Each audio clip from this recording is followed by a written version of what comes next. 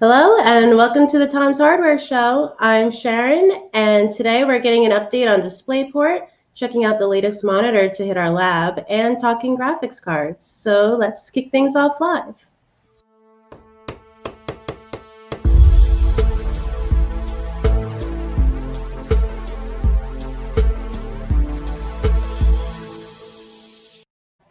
So as always, we're live and taking questions from the audience. So if you have anything you'd like to ask, just drop your question into the chat on YouTube or Facebook, and we'll try to answer those live on air.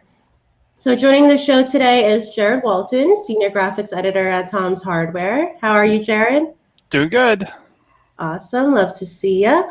And our special guest today is Craig Wiley, VESA board member and Senior Director of Marketing at Parade Technologies. What's going on, Craig? I'm hanging out. Hopefully I can answer some questions for you. Yeah, I'm trying to get demystified DisplayPort for everyone and also get a look at what's up and coming for DisplayPort. So Craig, we're so glad to have you on. I think a lot of enthusiasts are wondering what's up with DisplayPort, especially after the announcement of DisplayPort 2.0 in June. So can you give us an update, on what that upcoming 2.0 spec entails, and even maybe when we can expect to see some products with DisplayPort 2.0? Yeah, well, first of all, as you know, DisplayPort's a video interface. It covers both video and audio. And in the simplest form, we have a native DisplayPort connector that connects from your graphics card or notebook to your PC. There's also the USB-C connection now supports DisplayPort, and I can go into that. DisplayPort 2.0, that spec came out in the summer 2019, and PC chip makers have been making hardware. So basically, there's PC chips and also chips for monitors. Those are actually in testing right now. So the DP 2.0 chips are in the labs being tested. Now, what's kind of created a delay is the COVID-19 situation.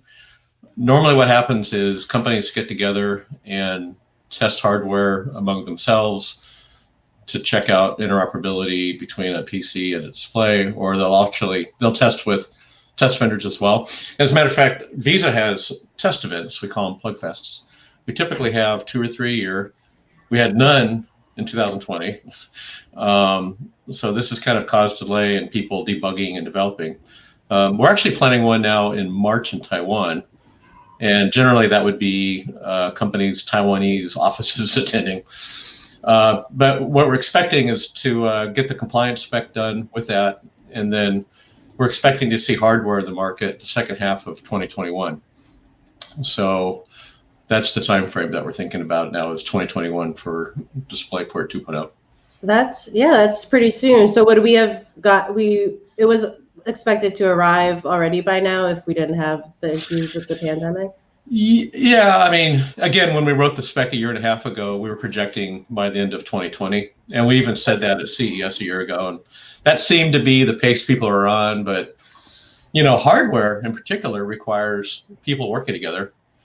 And it requires testing. You know that, Jared. Yep. And so that's kind of, and then of course the supply chain as well, right? And so that's slowed things down a little bit.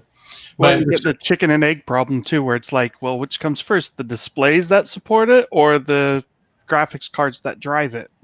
Well, they all kind of prototype together, and then at the Plug Fest, we'll have typically 25 companies each side. You'll have the PC vendors, the chip vendors, and then the display vendors and the display chip vendors. And there's a lot of testing and debugging that goes on to do the final productization. And that also kind of proves out the compliance testing so that we can certify equipment. So without being able to test a lot of different things and see how things work together, it's kind of hard to finish that whole compliance program. So that's been part of the problem. So a lot of our viewers and our readers at Tom's Hardware are gamers. Can you talk about what that spec brings that would stand out to gamers over the current DisplayPort spec? Yeah, let me reference some of my own material for that. Okay, so in 2010, we came out with DisplayPort 1.2, and that provided basically let's see, I have the basic data rate, so it's about 16 gigabits per second. And that basically allowed 4K, 60 hertz, 24 bit. And then a few years ago, we brought out DisplayPort 1.4. And you're now seeing 1.4 systems on the market. And these have what are called HBR3, which is 8.1. And those basically today will support, you can do 1080p 24-bit 360, for example. Actually, it goes up to 400 hertz. So with today's stuff, you can do 1080p 360 hertz for gaming. You can also do 4K at 120. I think you do. I don't know if you do 144. But with DSC or the 422 or whatever. Yeah. Well, DP 2.0 will push that to 300 hertz. 1.4 with DSC today does 4K up to 300 hertz, so you can support 144. What DP 2.0 will do is it will triple the bandwidth. So, for example, without using compression on 2.0, you'll be able to do 4K above 300 hertz, right? So you can do 240, for example, right? You can also do 8K at 60. And then if you use DSC, you can do 16K at 60. So that's 15,000 pixels of 8,000 pixels. So basically, the big thing about DP 2.0 is the raw data rate. Now, we're just talking about one display there. One of the unique features of DisplayPort is that it supports something called multi-stream technology, which allows you to support multiple monitors. So for example, if you have a laptop and you have your single USB-C connection, which carries DisplayPort data also, then a docking station can break that out into 2 or more monitors. So if you're looking at multiple monitors, so today, DP 1.4 can support 2 separate 4K monitors at 60 hertz. DP 2.0 will allow you to do 4 monitors, and that would even be at HDR, so 30 bits per pixel without compression. Then, of course, if you use compression, you can do 4 4K monitors at 240 hertz, and with compression, you can do a lot. So where 2.0 really adds a lot is in the multiple monitor scenario. Already the DP 1.4 stuff today, you can already do 4K at 144. You can do, even without compression, you can do 1080 360. So it's pretty capable as it is.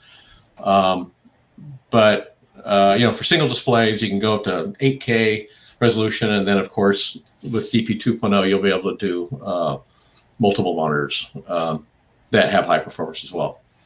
Now, when you talk about multiple monitors, we're not talking like daisy chaining, right? You have the multi-stream goes to a hub, and then you would connect multiple monitors to that, or is there daisy chain options?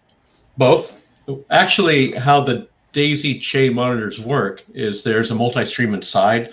So basically, the video goes in, it splits. One side goes to display, the other one continues on, and so those are like. You can look at multi-chain monitors really as a series of hubs where there's 2 outputs in each hub and 1 output goes to display. So you can either do that or you can do a dock that would have multiple video outputs. And those could be DP or HDMI. Across USB, video is sent DisplayPort. But DisplayPort includes the ability to convert to HDMI through a protocol adapter. It actually recognizes that's an HDMI display, and then we'll send the HDMI timing so that you can drive the display. So the docking stations that have HDMI outputs have a converter inside that will, you go in multi-stream, you split the stream apart, and then some of those streams might go through a DP to HDMI converter and come out. So. What's the key difference between HDMI and DisplayPort? Like, it seems like most HD TVs are using HDMI, whereas computer monitors support both often. But like, is there a technical advantage to one or the other? Well, so for years, what DisplayPort has offered, particularly in the gaming market, for example, is the variable refresh rate, which we call adaptive sync. We've also, again, 10 years ago, we came out with a spec that was 4K. So for a long time, DisplayPort was higher resolution and had the variable refresh rate. HDMI introduced HDMI 4.1, I guess, or 2.1 over a year ago. And that actually has a higher rate than DP 1.4, but DP 2.0 is even faster. And then HDMI 2.1 also has variable refresh rate. And so you are starting to see some of those appear in some of the gaming systems. Now, the reason why they did that is because, of course, you have console gaming, you have TVs, and the whole TV island, if you will, the set-top boxes and the DVD players and the TVs all use HDMI. So HDMI is just a common connector that's been there since, 2000 or so, 2001. And so just for compatibility, HDMI is the standard there. Now, monitors often have HDMI because a lot of systems have used HDMI, and people use monitors as a TV input sometimes, in dorm rooms and things like that. And then even PCs will have HDMI outputs, and a lot of the business laptops have HDMI outputs because that's what you plug a projector into, right? So HDMI has been around for a long time. It is now adding the gaming features. It does have high speed. It doesn't have multi-stream support. It's not connected across the USB-C connector. So to the user, really, the DisplayPort is really the PC environment. And more now we're seeing DisplayPort across the USB-C connector. And that includes not only notebooks, but tablets and even phones. If you take your DisplayPort monitor cable and plug into your USB-C phone, most likely you're going to get a display. And, it's in the Qualcomm chip. It's in most of the chips, actually. So the other thing is that for the developer, DisplayPort is specifically designed to work with submicron process. So you can fully integrate the interface into an SoC, into a graphics chip, and therefore put it inside a chip that's in a phone, put the chip that's inside a notebook, put the chip inside a tablet. It's lower power. It doesn't require an external interface chip. So it's smaller, less power, less cost. So it was really kind of written, I was kind of developed for integration in mind for the PC market. I mean, PCs have utilized high resolution displays longer than TVs have. I mean, best place for 4K monitors on your desk, right? And I've looked at the 8K monitors. They're actually quite good for workstation applications. So really, I think in your article, Jared, you mentioned that a lot of the difference between DisplayPort and HDMI kind of also depends on your own equipment. So depending on, you may have a brand new graphics card that's HDMI 2.1, which actually would be a little bit faster than DP 1.4a today if you had a monitor that used that, right? So the differences are partly the ecosystem where it's adopted, but also it's been around for a while and it has been doing VRR for a while. So a lot of the current graphic cards that do adaptive sync and high refresh use DisplayPort. And now HDMI also has some stuff that works with remote controls. Like there's an extra little bit of band on the side to do remote control stuff or something like that. You're talking about the CEC line, right? Yeah. So for HDMI, the main system is the display. And typically what happens with HDMI is you have a remote that's controlling your display, and then it's signaling upstream to a set-top box to stop and play and things like that. So I think that's what you're talking about. Right. Whereas with DisplayPort is typically for PCs and things which are the control, and the display is like the accessory, right? So DisplayPort doesn't have that because you're not the DisplayPort use case where you're driving a monitor. Typically, you're not controlling the monitor. You're not controlling your video through the monitor. You're controlling it through your PC. So right. That's why. Are there many TVs that have DisplayPort? I would assume there's some. I'm not a huge TV person, so. Yeah, I'm not either. Well, there have been some in the past. There's been, in particular, TVs that are also used as digital signage will use it. But TVs typically are sticking with HDMI just because that's kind of the standard for the industry. So we have a couple questions from our viewers for you, Craig. I'm going to take the first one from Javier. Hello, Javier. They ask, does DisplayPort always use the same cable, or are there different cables for different bandwidth? That's a good question. The standard DP cable was designed for up to DisplayPort 2.0, which is to 5.4 megabits per second. They will generally work for DisplayPort 1.4 as well, but to ensure enough margin of trouble-free operation, we have a higher speed standard called DP8K. Now, if you want to read about that, you can go to www.displayport.org, and that explains about that. And that also provides a list of certified cables, both for DP and DP8K. A lot of the new cables now that we're certifying are DP8K. So you're better off and you're future-proofing yourself if you use a DP8K cable. Now with DP 2.0, we're going to have new cable grades that are going to be even faster. Most of the DP8K cables should work at 10 gigabit per second. Probably won't work at 13.5 or 20. We're going to have another speed grade that will provide the operation at 13.5 and 20 gigabits per second as well. Nice. This is why I love standards. This makes it so easy to get the most out of the stuff you think you're buying. It simplifies everything, even for the simpler of us tech folks. So Craig, I wanted to ask you, as you mentioned, you could run DisplayPort through USB-C through alt mode, and we're now waiting for USB4 to come out. So I'm curious, what does the release of USB4 mean for that side of functionality of DisplayPort?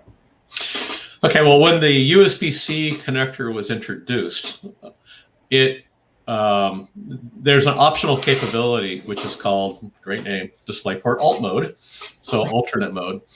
And DisplayPort alt mode was supported, or is supported, I should say, by Thunderbolt, by USB 3.1, and most people that have DisplayPort, or I'm sorry, USB-C connectors on their devices that include a video source, and that includes notebooks, tablets, and phones, also support DisplayPort alt mode.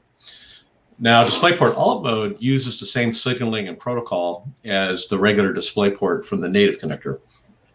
So to use USB-C as your output, so say if you buy a new Dell or HP computer, oftentimes there's not going to be a video output, there's a USB-C connector.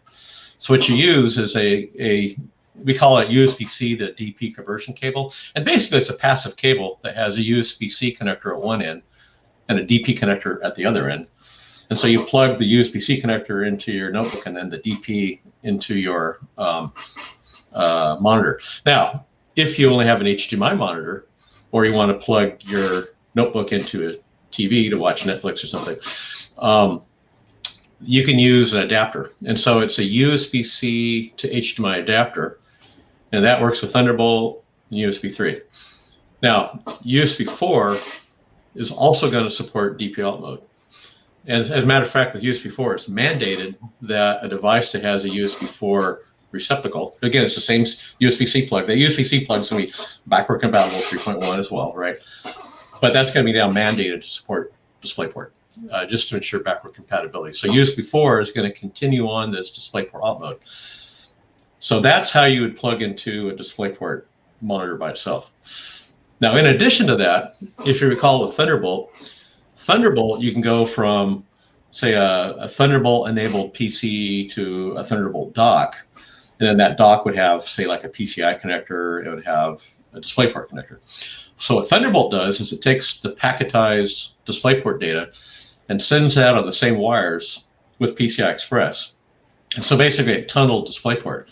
So USB 4 is doing that, but it's taking it a step further. It's now going to send not only DisplayPort data and PCI data, PCI Express data, it's also going to send USB data.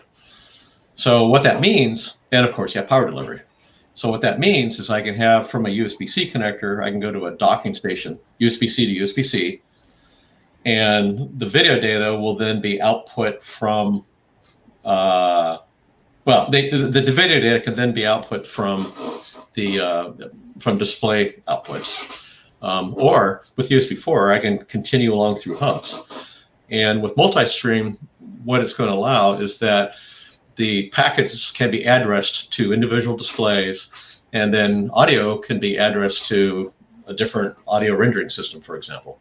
So USB4 is going to add kind of the networking capability to video data. And also, since USB4 is faster, you'll have 20 gigabit per second downstream capability. Then I can send a full, the USB 1.4 bandwidth downstream.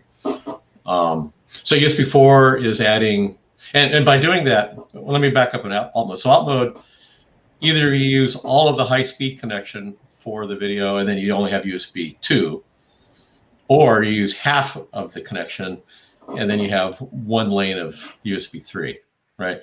So with USB 4, since it's packetized, you have much more granularity between how much bandwidth you're using for USB, how much bandwidth you're using for PCI, and how much bandwidth you're using for DisplayPort. Now, the current USB-C docks, the way that those work, is that USB 3.2 has 2 lanes. In each lane's bidirectional. I can use one lane for DisplayPort, and that would give me 4K at 60 hertz, right?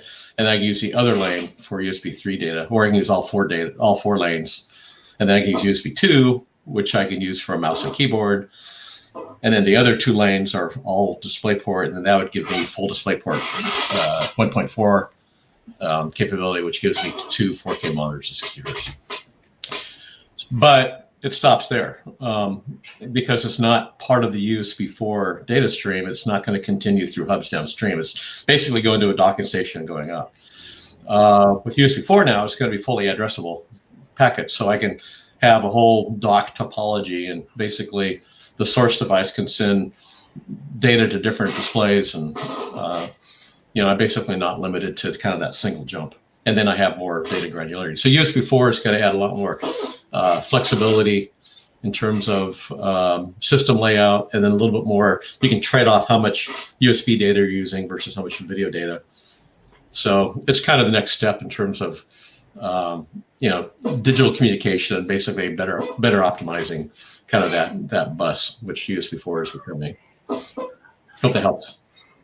Yeah, very cool. So Craig is going to stay on with us as we continue our show. So if you haven't submitted a question already about DisplayPort or DisplayPort 2.0, definitely drop it in. We're going to get into some more Q&A at the end of our show.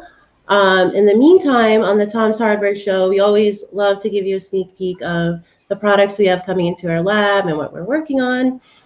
So today I'm going to show you the monitor that I'm currently testing. It's the HP U28. This is a 28-inch 4K HDR monitor that's currently selling for $420. So I'll give you guys a little look. Hold on, it's going to get better. Okay, so here we go. Obviously, we're on webcam here, so don't judge the image quality of the screen from this video, but you can get a good look of the design. This is an IPS panel, spec for 1000-to-1 contrast, 400 nits max brightness, 60 hertz refresh rate, 4 millisecond gray-to-gray response time. So I'll mostly be looking at this from a productivity, entertainment standpoint as I review it. As I mentioned, this is HDR. You get 95% P3 coverage in terms of color.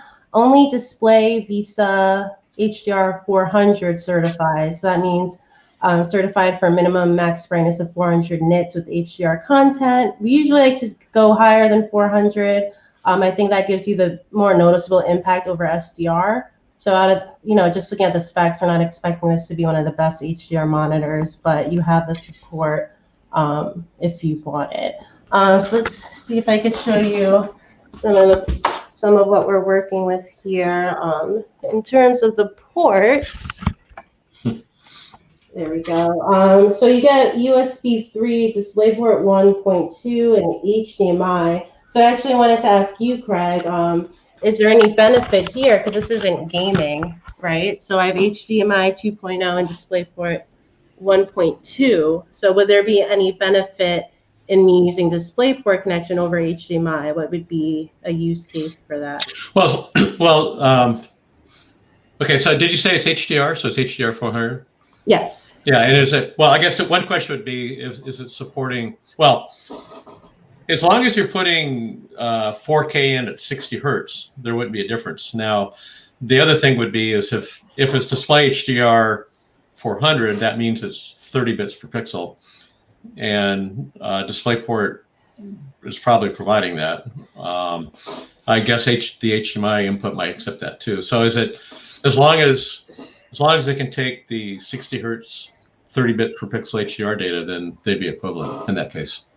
Yeah, that's kind of what I was thinking. So I guess they just provide the different options for versatility. And HP actually includes all the cables in the box. What do you call it? HDMI, DisplayPort, and you could also do USB-C as well if you want to kind of simplify with the single cable setup. So yeah, does anyone have any thoughts? I know I didn't give you too many details. I'm still in the process of testing this. This is the monitor I'm going to be using to work through CES all next week. So I'll have definitely an opinion on it by the end of that. But any initial thoughts on the screen? $420.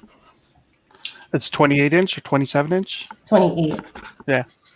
No, I've got several of those types of displays sitting around. I have a TN that still sits behind me. I'm like, it's great to go from a TN to an IPS. You're like, oh man, this looks so much nicer. I do know I've had past experience where sometimes, even though you'll have like two inputs that are theoretically equivalent, that sometimes the display manufacturer will just say, well, we might not support the full HDR stuff on one of those inputs. So that's something you have to check for. But if it's done right, if it's a high-end display that does everything properly, then hopefully you get the full specs on each of the input port options. And to that point, I have two Dell monitors, and each monitor, one takes DisplayPort. I mean, they both take DisplayPort and HDMI. HDMI is only 30 hertz, but that's because it's HDMI 1.4 versus DP 1.4. So you're right. You have to really look at the input specs on the monitor to know exactly what it does. Yeah, I'm looking forward to seeing HDMI 2.1 monitors as well. They're relatively available as TVs, but man, if there's an HDMI 2.1 monitor out there, I'm not sure what it is right now. And I think that goes back to like COVID delays and stuff. There probably would have been more stuff available now, but we actually covered an announcement of another one, Acer's first HDMI 2.1 monitor. They announced today. Asus announced one last year, but we still haven't seen it yet. So people are talking about it. We just don't have. Actually, Acer did provide a firm release date for theirs. That should be coming this year. That's just one. I know you want more than one. Yeah, hopefully soon. One of the big issues with the DisplayPort 2.0 is like it's such high bandwidth, right? That the signaling has to be very clean and checked out extensively because its total is 80 gigabits per second, I think. Is that right? The payload 77 gig. Yeah, but we're going from 8.1 gig link rate on 1.4. We have 10, 13.5, and 20. And what we're doing though is we're leveraging USB4. So by leveraging that, we're also able to utilize the cable technology, the connector technology. So VESA doesn't have to do this on its own. And with leveraging, that's going to help enable the market basically by having that infrastructure out there. Cool. I mean, it's amazing how fast things have progressed in some areas. Like the jump from what is it? That's like 30 so gigabits up to 77 usable gigabits. It's a big.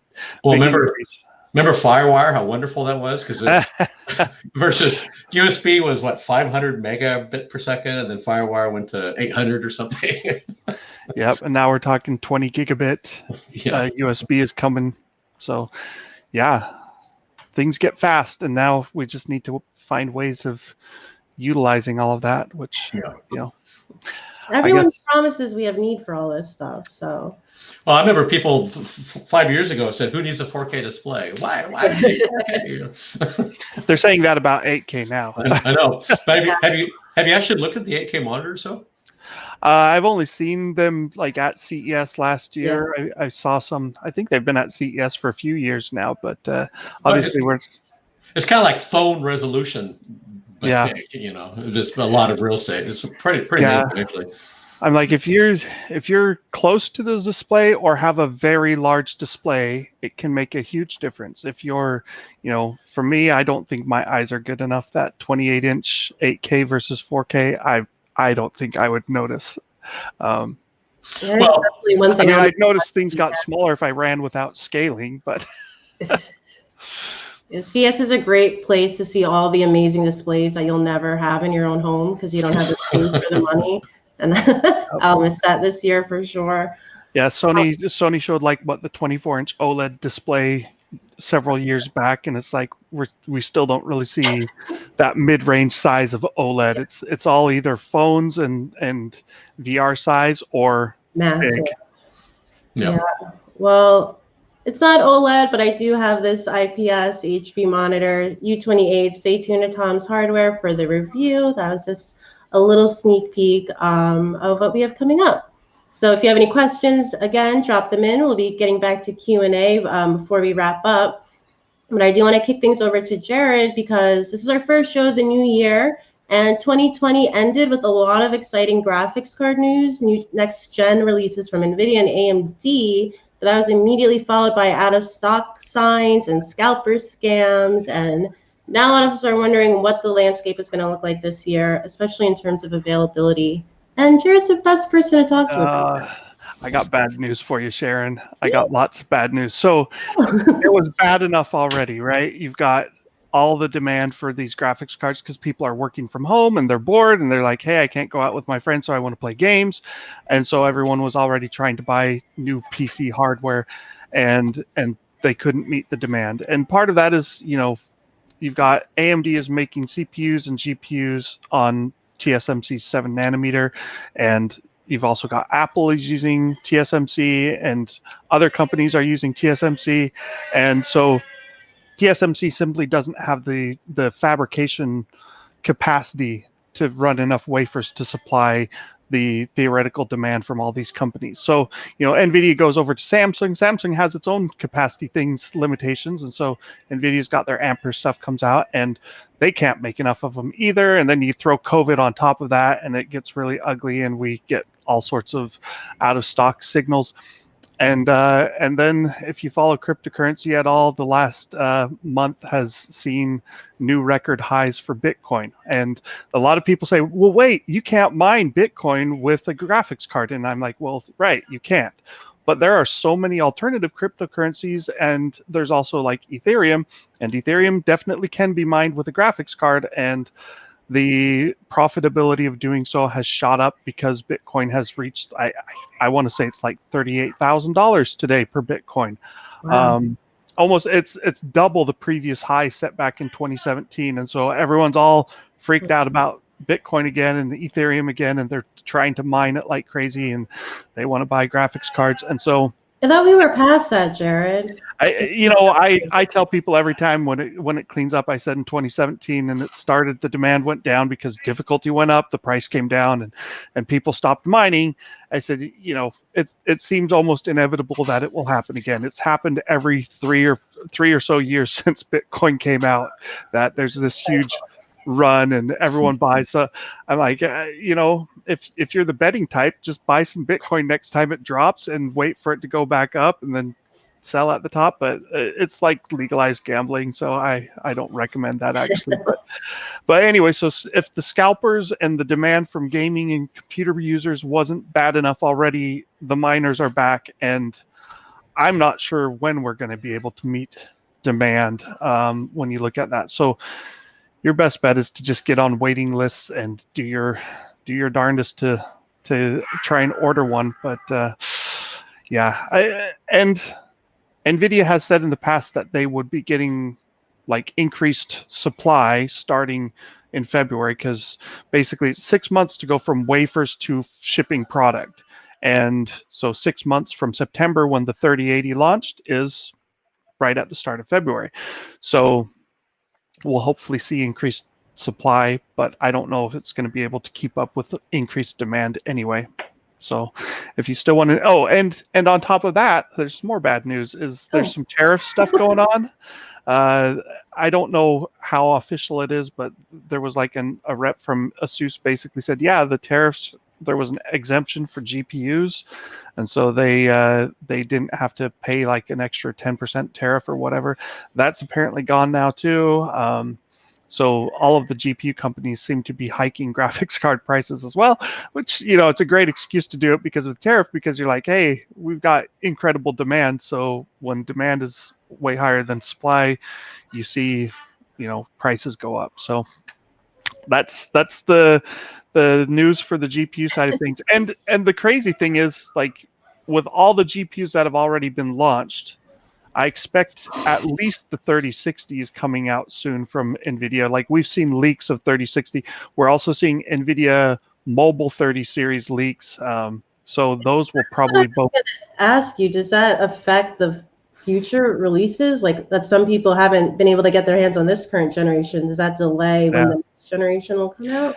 Not really, because they're different wafers and different chips. So, you know, again, NVIDIA planned for this 6 months ago, and they're like, well, we're going to have these chips launching on mobile, these ones on. So the 3060, not Ti, is supposed to use the GA106 GPU, whereas the Ti and the 3070 use the GA104 GPU. And then your 3080 and 3090 use GA102. So each of those is different wafers, and whatever NVIDIA ordered 6 months ago is what's coming now. And so the GA106s that will go into your 3060 and possibly 3050 as well, those were already ordered a long time ago, and they're still coming. And how many did NVIDIA order 6 months ago is really the bottom line, is how many we'll see on sale.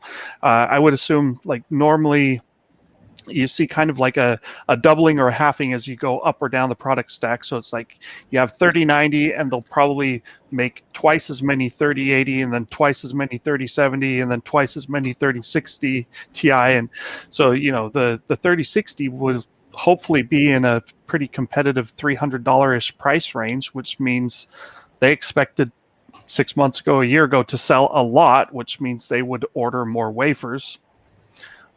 Will it be enough?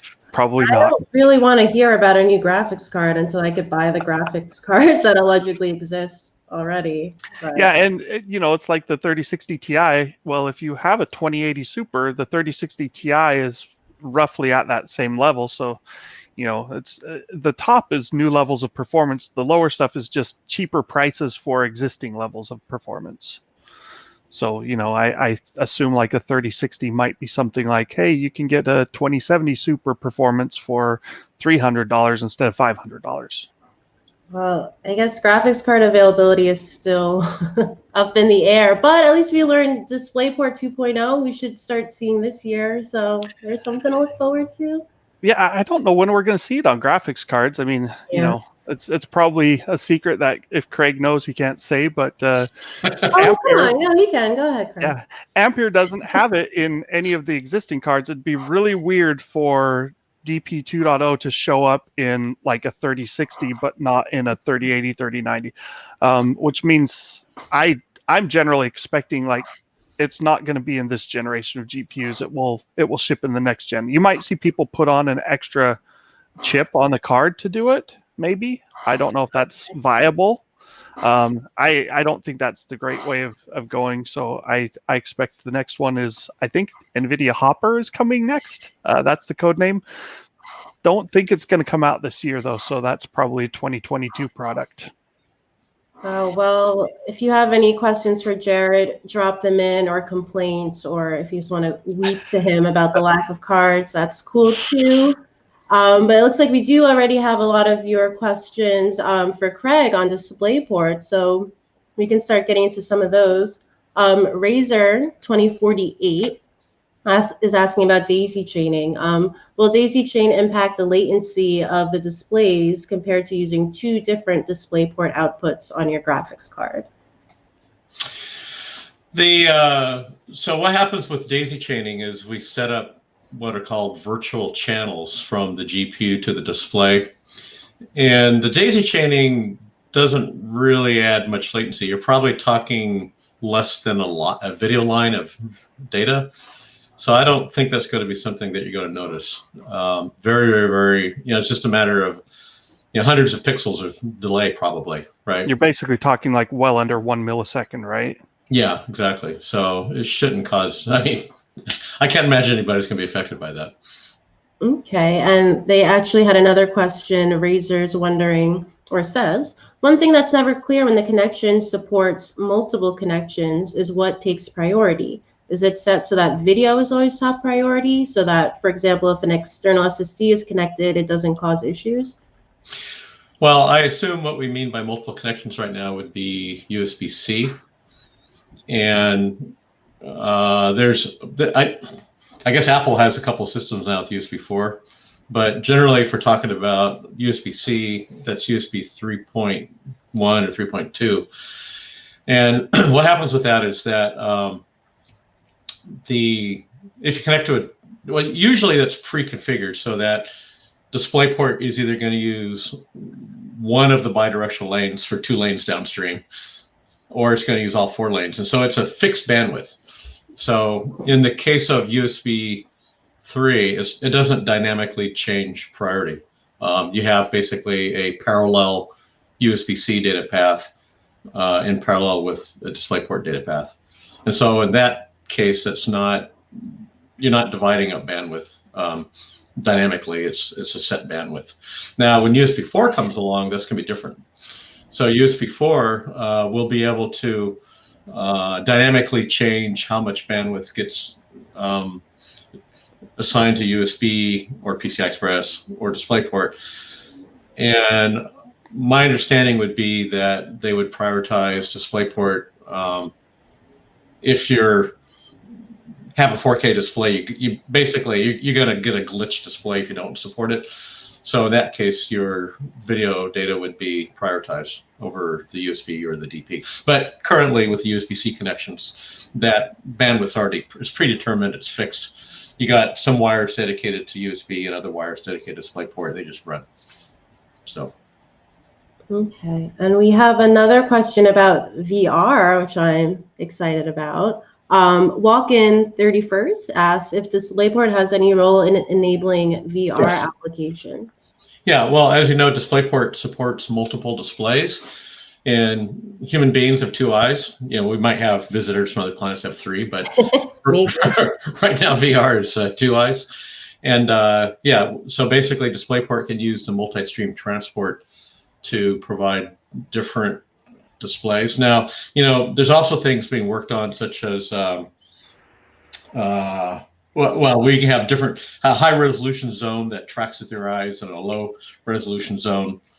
And so you can actually have more than 2 channels. You can have multiple channels, and then basically you have high resolution rendering where your eyes are actually looking and low resolution rendering in the background. So DisplayPort can do all that by having multiple channels of video. So the virtual link stuff, that kind of was a hot item 3 years ago, seems to have faded away. I think virtual link is basically dead, but USB 4 and DisplayPort over USB 4 sort of takes that place, right? Like instead of calling it a virtual link port, you just have a USB 4 port, and it could do all that same stuff with audio and video and power coming over a single link, right? That's right. Yeah. So, and that was part of what slowed down virtual link adoption, is they saw it coming. Yeah, saw it coming basically. Yeah. No. I mean, because the killer app there is that with virtual link was that if you have a headset where you want to have high resolution display and then USB 3 data going back from the camera, that kind of becomes a problem, because it's like, well, if I want USB 3, then I got to use half of my bandwidth for that, and then the other half goes to DisplayPort. So, right now DP4 can do 2 4K displays at 60 hertz, or if I can do 144. But if I cut that in half, then I kind of limit my resolution. I may limit my bandwidth. I mean my refresh rate. But now with USB 4. You can you have 40 gigabits per second to play with. So I have, plenty of data for the USB 3 camera data plus the display data. And so, you don't really need virtual link to accomplish that anymore. All right. Well, thank you to everyone who sent in questions. We are close to the end of our show, but before we wrap up, I want to thank, again, everyone who's been watching and let you all know that, believe it or not, as we've kind of been mentioning, next week is CES, the massive tech show that usually takes place in Vegas, but is all virtual this year. But we are still going to have fun with it at Tom's Hardware. Right, Jared? Yes.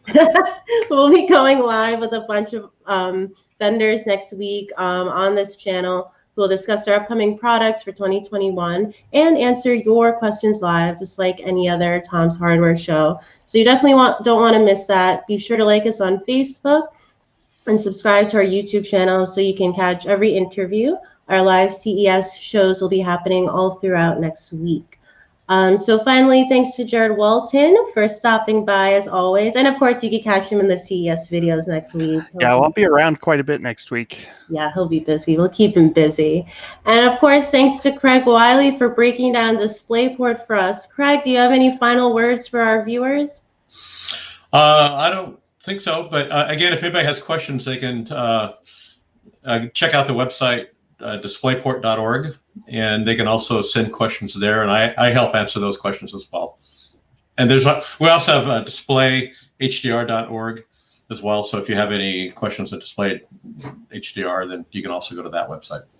Yes, very awesome detailed specs. Make sure you understand your tech and you're getting the most out of it. Awesome stuff. So that's all we have for this week, but we'll be back next week for CES Fun. We'll see you then. Bye. Thanks, everybody.